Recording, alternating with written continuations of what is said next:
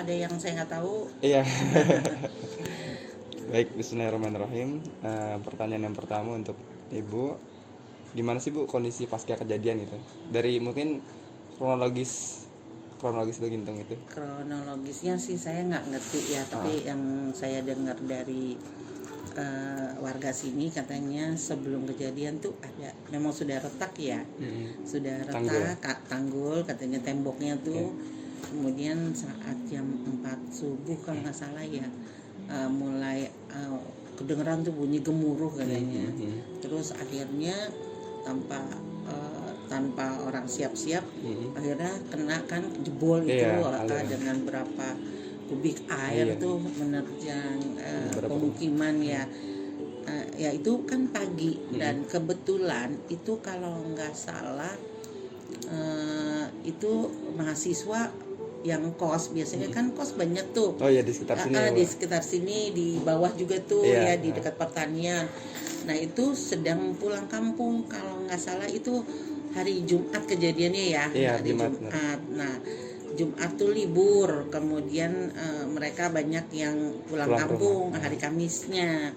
Jadi itu dalam kondisi nggak full semua kos-kosan, jadinya itu juga saya dengar cerita, jadi nggak menyaksikan sendiri. Kebetulan memang hari Jumatnya itu kan tanggal merah, kemudian mereka jadi libur pulang kampung tuh Jumat, Sabtu, Minggu. Nah itu juga saya dengar berarti nggak terlalu, kan di situ penuh. Bisa penuh ya di situ, di bawah yang di bawah gedung Pasca tuh juga itu biasanya penuh sama kos-kosan. Nah itu kemudian setelah itu kan macet tuh ya.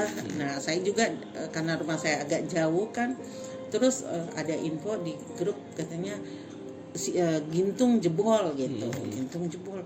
Terus dan itu kan cuma sebentar iya. Kejadiannya karena begitu air keluar semua dan mengalir ke tempat yang lebih rendah, ke sungai-sungai, kali-kali itu ya, itu kan udah langsung tinggal bekas-bekasnya. Ada yang nyangkut ya, kemudian ada yang mobilnya ke bawah, rumah ke bawah, dan itu sampai kalau nggak salah sampai Kali Pesanggerahan tuh masih. Nah itu akhirnya saya hari itu ke sini siangnya jam berapa, jam 11 siang kalau nggak salah, sama diantar suami dan ngelihat gitu ya. Terus kan karena tidak semua boleh masuk ke dalam area sini, karena ini juga dipakai untuk evakuasi, posko ya Bu. Posko evakuasi di sini. Kemudian yang paling banyak tuh evakuasinya adalah di FAI, di gedung Fakultas Agama itu yang dipakai. Kemudian sama di Fakultas Hukum. Ya, jadi karena itu kan dekat ya, itu kan dulu belum ada rektorat baru tuh, gedungnya masih ada jalan tanjakan. Kalau kamu masih ingat ya, nah itu ada tanjakan. Nah itu kan buat evakuasi, kan di situ habis tuh. Jadi di situ yang di Muhammadiyah itu yang kena itu adalah sekolah SD yang dibangun oleh UMJ, kemudian ada namanya rektorat ya, gedung rektorat ya, pertanian. Nah itu termasuk sama yang agama Islam depan ya Bu ya? Iya, tapi agama Islam itu gedung yang keduanya, yang pertamanya itu karena kehantamnya ke belakang ya, dia kan di belakang. Nah itu dia kena juga, tapi nggak separah yang katanya air kan sampai 3 meteran itu, sampai 3 meteran di gedung itu. Berarti satu lantai mungkin full kali Bu. Sampai saya dapat info juga security kita tuh ada yang kena di terseret arusnya. Di rektorat itu ada yang jaga.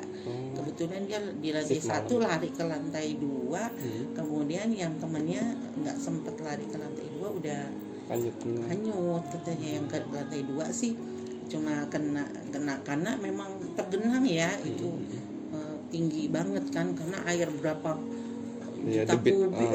debitnya banyak sekali gitu kan, sampai rumah tuh hancur. Nah itu kejadiannya saya lihat di sini juga ada jadi posko, kemudian dibangunlah pengungsian di pinggir-pinggir yang sekarang jadi yang jadi depan rektorat baru itu kan ada pinggirnya itu di situ. Dulu kan tanah, kalau sekarang kan udah bagus. Kalau dulu nggak seperti ini kita. Iya benar. Tanah lapangnya banyak yang kosong-kosongnya. Banyak yang kosong. Kemudian juga FEB nggak segini, begini, fisik nggak kan ini kan belum ada gedungnya, belum ada. Jadi yang sekarang lapangan sama yang buat masjid nih, gedung ini itu kan dulu pertanian, itu kan dulu penuh air. Tapi begitu mereka lari ke jalan yang lebih rendah tuh kan lama-lama surut. Ya meninggalkan bekas-bekas lah, pertanian kan hancur sampai atas kena. Itu saya ngelihat memang, tapi nggak bisa berbuat apa-apa karena langsung dibentuk sama UMJ itu posko penanggulangan bencana. Salah satunya kalau nggak salah Panero. Jadi Panero itu salah satu anggota dari penanggulangan bencana. Kemudian kan tanpa dikomandoin kan masyarakat nyumbang. Itu juga ada poskonya di Fakultas Hukum tuh. Jadi istilahnya satu pintu lah ya. Tapi yang dibutuhkan oleh masyarakat bukan hanya Indomie, bukan hanya beras, bukan hanya makanan, tapi kan ada pakaian anak bayinya, pampasnya, kemudian misalkan laki-laki perempuan dalemannya atau uang lah ya, itu yang mereka butuhkan pada saat itu. Sebenarnya kan mereka juga nggak siap. Iya benar. Walaupun dia lari, ya yang penting selamatin diri sendiri sama yang ada di badan. Iya benar. Nggak siap, handphone nggak ada, apa segala macam nggak ada itu kan. Jadi kalau nggak salah penanggulangannya tuh sampai ke banyak banyak bagian-bagian yang diperbantukan ya untuk menangani kebutuhan pengungsi itu apa aja gitu kan, banyak sekali. Malah ada mahasiswa kita di Fakultas Ekonomi itu yang kehilangan orang tuanya, kalau nggak salah 5 orang kalau nggak salah. Karena pada saat itu kan memang orang lagi nyenyak tidur ya, jam 4 subuh belum subuh katanya. Belum subuh. Nah itu yang jadi memang agak lama itu ya proses renovasinya ya, renovasi kan udah. Tapi saya nggak ngerti itu di kemana, diberi bantuan menginap di mana, saya nggak ngerti yang korban-korban itu. Akhirnya kan di wacana sama pemerintah daerah, akhirnya dibikin jogging track itu ya, jogging track. Nah itu juga untuk mengingat kita pernah ada tanggul situ gitu yang jebol ya, itu kan dibikin jogging track. Tapi entah kalau yang pada saat itu kejadiannya di posko itu entah berapa lama itu pengungsi, saya nggak ngerti. Kan dibikin tenda darurat. Dulu di sini nih ini kan masih kosong, tanah ya, tanah itu masih dibikin di sini kayaknya di yang sekarang kalau kita bilangnya ini adalah Plaza UMJ gitu. Ya yang ini yang di belakang FEB gitu. Nah itu dia. Nah kalau untuk itu kejadiannya terus mungkin ini Bu terkait kerugian dari pihak UMJ. Kerugian sih material gitu. Material saya nggak tahu ya. Yang tahu itu adalah tim penanggulangan. Tim penanggulangan itu berapa M ya kerugiannya. Yang saya tahu kerugian non materinya itu berkas. Kayak buku-buku. Berkas-berkas mahasiswa itu kan rektorat, gedung rektorat itu kena semua. Itu hancurkan sampai mau lantai 2 itu berkas semua. Kan semua mahasiswa berkasnya ada di situ. Gedung rektorat. Gedung rektorat itu kalau materialnya sih pasti banyak ya materinya, tapi kalau non materinya ya itu berkas-berkas mahasiswa. Makanya pada saat mau, kalau nggak salah, akreditasi UMJ, nah itu kita menggunakan alasan berkas semua hilang pada saat bencana situ Gintung. Ya mungkin juga berkas saya juga hilang ya. Di situ semua semua kan itu rektorat istilahnya tempat kita untuk melakukan klarifikasi arsip semua mahasiswa segala macam. Nah itu kalau kerugian secara pastinya belum udah tahu, tapi hanya bagian yang tim penanggulangan bencana situ Gintung. Terus untuk program dari Muhammadiyah itu sendiri, misalnya di UMJ ini ada nggak sih Bu tentang mitigasi bencana gitu untuk mahasiswanya gitu maksudnya? Oh, kalau di kami nggak ada ya, tapi ada yang namanya dibentuk namanya Hizbul Waton kalau nggak salah, seperti kayak pramuka, kayak pramuka. Jadi biar siap siaga. Kalau dulu sekali kan ada menwa ya, tapi kan nggak ada sekarang. Kalau dulu itu untuk seperti yang cepat dari menwa, tapi sekarang namanya Hizbul Waton kalau nggak salah, disingkat dengan HW. Kalau nggak salah juga baru kemarin tuh ada pelatihannya di sini di bawah kan, yang di bawah kan itu luas banget tuh. Gunung Fisip depannya. Itu dipakai untuk beberapa kegiatan. Misalkan kayak Fakultas Ekonomi mau ada pergi kemana gitu, pembukaan di situ ya, yang mahasiswa kegiatan mahasiswa.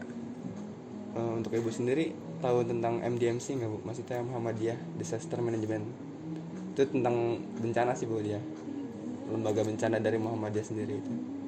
Tahu, tapi kita nggak pernah ada keterkaitan dengan itu. Saya nggak pernah berkecimpung di situ.